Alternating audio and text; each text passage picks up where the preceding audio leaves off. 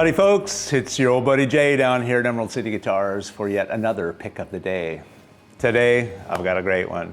So in here we have an original 1967 Epiphone Casino. So for all your Stones and Beatles fans, this is the guitar.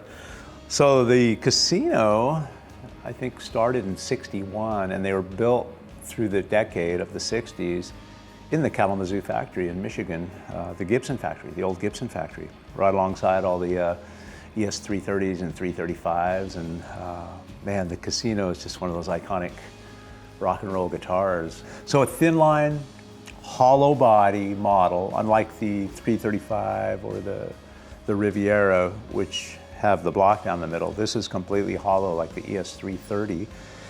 And it features the two P90 pickups, which are the big fat single coiled Gibson pickups. And of course the Casino has the metal covers on it, which looks great with this Epiphone Tremolo. So this model came with tremolo or without, and this has the really cool tremolo system on it, which has that wood block there with the Epiphone E on it. Just a really great piece for doing little palm bends and light tremolo use. It's very functional. See, it's got the original bridge there with the nylon saddles, indicative of that era. Just great. The parallelogram mother of pearl inlays, the bound neck, rosewood fretboard. I always like the headstock on these Epiphones. It's that long, skinny, somewhat Gibson-esque, but definitely definitive in its look and really neat with the Epiphone E on the truss rod cover. So just that really cool three-tone sunburst, big white pick guard there, 3-selector switch, so you can get the bridge pickup on its own, the two pickups together, or the neck pickup on its own for 3 distinct different tones. A volume and tone for each pickup rounds that out, and of course your input jack mounted on the top. Double binding on the body. You can see it on the back here. You can see it on the front. Really neat, and of course the F-holes on either side there. So this guitar came to us in 100% original condition.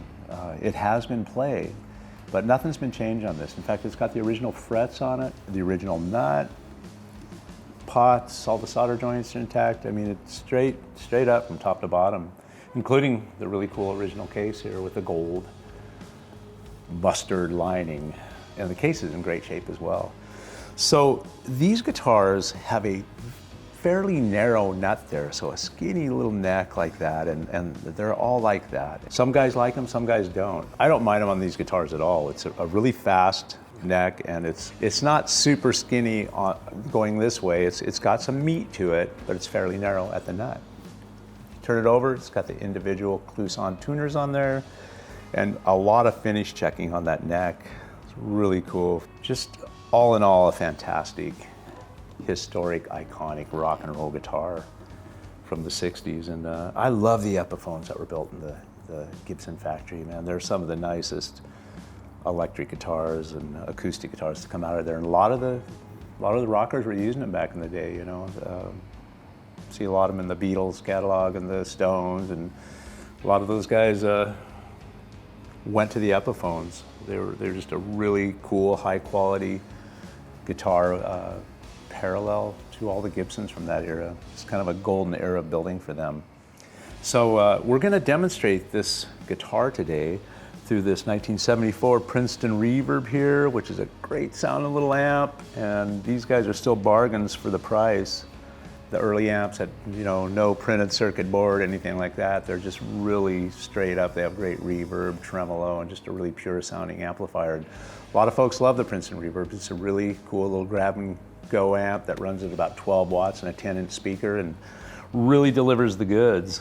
So today, I'm gonna have my good buddy James do a demo on this guitar, because this guitar is right up his alley, and I saw him playing it a bunch early this morning. So I said, James, you're gonna do a demo on this guitar for these folks. So I'm gonna have him plug this into this little amp and go at it for you. You can hear what this thing sounds like. Just a great guitar.